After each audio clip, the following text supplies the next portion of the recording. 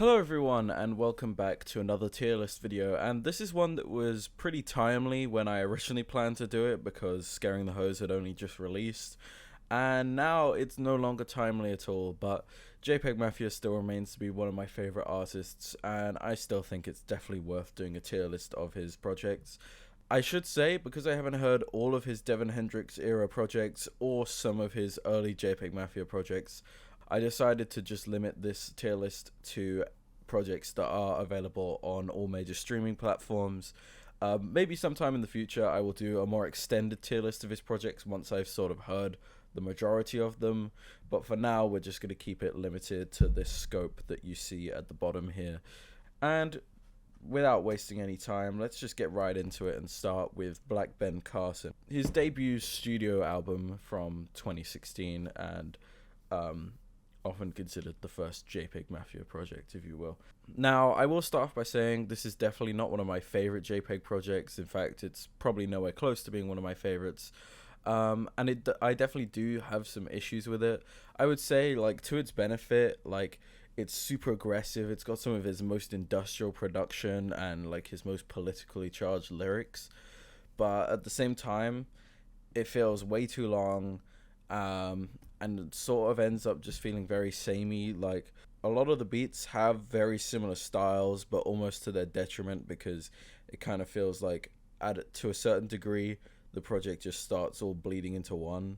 And so, like, for me, this album doesn't have a ton of replay value, with like 19 songs. And I mean, the other albums here have like more songs than that or the same amount, but like for some reason those ones just feel like they're more varied, and it may be down to the fact that the songs are also way longer on this one. Like, most of them are like 3 to 4 minutes, but that is not to say it's a bad project. I still enjoy it, and I would say, like, my favorite tracks on here: Drake Era, I Smell Crack, Black Stacey Dash, I Just Killed a Cop, Now I'm Horny. That song is one of the most messed up things he's ever done, but it is, production wise, super interesting. The 27 Club, Boy, This That Shit Kid Cudi Could Have Been, Try Me. There's a bunch of good songs on here, but I think it's gonna land itself solidly in the B tier for now. Then let's obviously move to 2018 with Veteran, the album that most would argue is what truly blew him up, and obviously sort of made people more aware of him. And in my opinion, it has some of his craziest production, some of his best lyricism, and while I wouldn't say it's like my favorite project, obviously I have to put it on that upper echelon of Peggy projects, just because of how sort of monumental this album feels and how important it is to his discography, and how much of a step up it is from earlier works like Black Ben Carson. Not to say that I don't enjoy some of his other earlier works. If we're talking like the Ghost Pop tape, Dreamcast Summer Songs, those projects, those are amazing, and I probably enjoy them more than BBC. But I would say this begins sort of the JPEGMAFIA that we know today. And it's just a great album. My favorite tracks: 1539, End Calvert, Panic Emoji, Baby I'm Bleeding, Rainbow Six, Curb Stomp, Whole Foods. Like, the whole album, great album. Probably not a single song that I don't enjoy on this album. So I think it rightfully has to go straight up to the S tier. Now, 2019, All My Heroes Are Cornballs is an interesting album because I feel like this takes sort of the Veteran sound and sort of does a little bit more of that, but then he's also singing a lot more in here. There's a lot more of sort of that Ghost Pop tape influence coming through.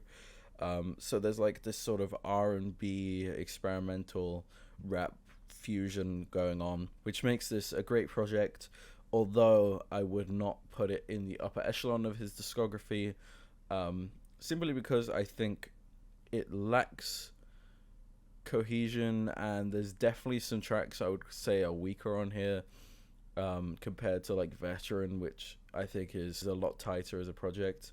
But I appreciate All My Heroes Are Cornballs for just being all out crazy experimental and trying loads of different things.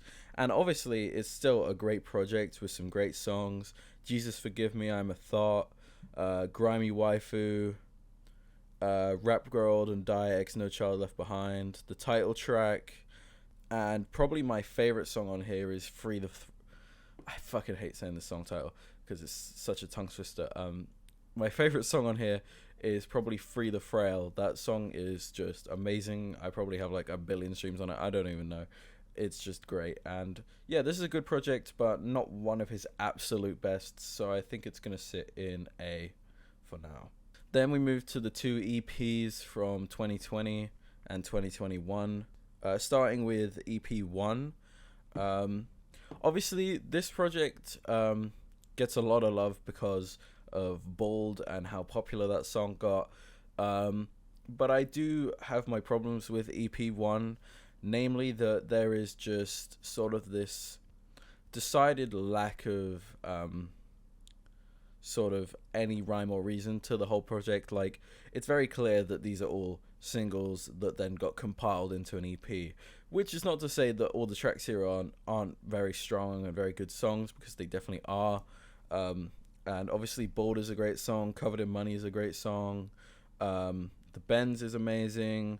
I really enjoy Rough 7, which I know a lot of people take issue with Tommy Genesis's verse on there, but me personally, I really enjoy the energy that she brings to the track, and the beat is just one of the best things I've ever heard from JPEGMAFIA, so I really enjoy that song a lot. The Bold remix with Denzel Curry is pretty cool. I really enjoyed Denzel Curry, just in general, so having him on here is a pretty nice thing to see. But overall, I wouldn't say this EP is anything crazy special, so I would actually place it in the B tier. Now, EP2, on the other hand, is clearly a more cohesive project because none of these were really released as singles beforehand, but there's also a clear, more consistent, like I think 1 or 2 were released as singles, but that's not important. Anyway, there's like a more consistent sound throughout the project, and it felt very intentional that this project had these songs and like this was meant to go together like this. And I think it's way better because of that, and it has more of his sort of All My Heroes Are Cornballs, Ghost Pop Tape R&B sound, which I really enjoy from him.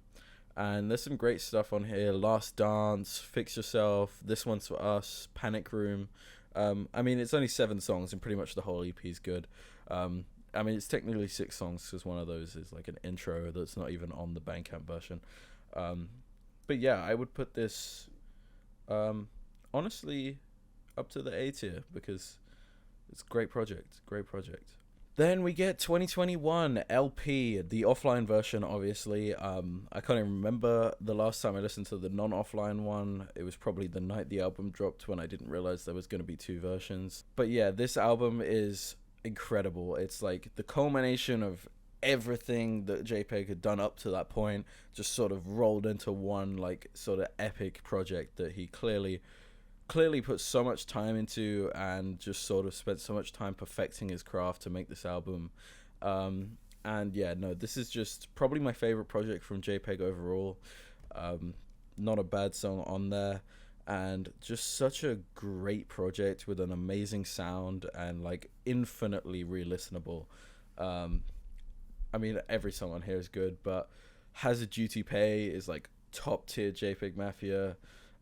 What Kind of Rapping Is This? Trust Dirty, Rebound, Tired, Nervous and Broke, Dikembe, OG, Untitled, Damn. Whole album amazing. Instantly goes right to the top of S. And finally, to finish off with his most recent project, a collaborative album with the one and only Danny Brown, who is an incredible experimental rapper. Has some amazing projects under his own belt, and when they announced, I guess it was like a year ago that they announced that they were going to be doing a collab album, I was like, I am fucking dreaming, this is not real, what? And then it actually happened earlier this year, and it's an amazing album, one of my favorite albums of the year so far. The production on here is just amazing because it's such a different sound from JPEG. Obviously there are some of his sort of signature sort of blown out crazy side chaining and loud drums and like the sort of things you come to expect from JPEG's production, but at the same time, it really subverts you with like a lot of the like sampling going on here. And obviously, he stated that he made the album entirely on an SP404, and just wanted to experiment with like making an entire album on one single device, and like just using a lot of samples and really changing up his production style. And I think it turned out really well, and this feels like such an interesting experiment of a project because it stands out so much within both of their discographies. But like the energy that they both bring on here, the fun that they're clearly having with all of the songs, it's just amazing to see, and I really appreciate this album. And I mean, I was listening to this so much when it came out, and I still listen to it a pretty decent amount. I mean, every song on here is really solid, but Step a Pig has one of the best beats I've ever heard from JPEG. The title track is just insane, that like clapping sample and the horns that they use. Fentanyl Tester with the milkshake sample, crazy.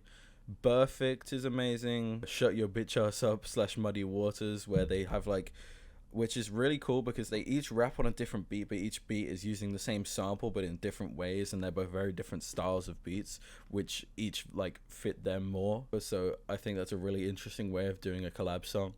Ho brackets Heaven on Earth, great song. Jack Harlow Combo Meal, great song. These track titles are ridiculous, but they are all amazing. And so I would put this right at the top of the A tier here. And yeah, I think at the end of that ranking, I'm pretty happy with what I've got here. And, you know, you can let me down in the comments if you disagree with me, if you hate me forever now, or if you are like, yeah, no, I can get behind that ranking. And yeah, I will see you soon with more videos on this channel, hopefully.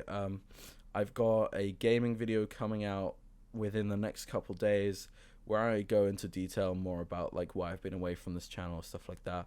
So if you're interested, go ahead, watch that. And if you're not, well, new music content coming soon, and you'll know when you know. Other than that, thank you so much for watching. I hope you enjoyed. If you're not subscribed already, make sure to do that. Like the video if you did enjoy it. And other than that, I will see you soon.